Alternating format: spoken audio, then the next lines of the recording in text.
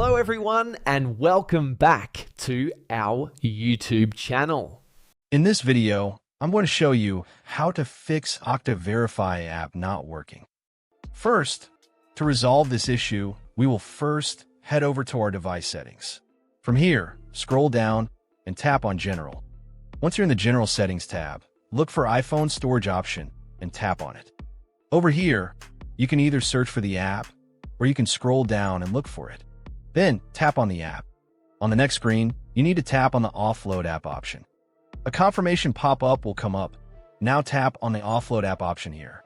It'll take a bit for processing, and then a reinstall button will show up.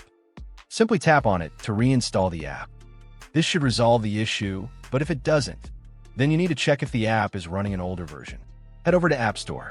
From here, double tap on this search icon in the bottom right corner, and then search for the app.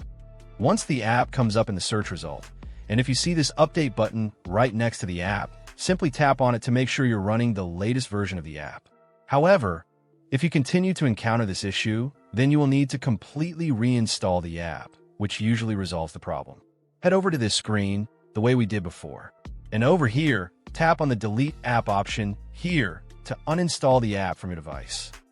A confirmation pop-up will come up. Now tap on the Delete option here.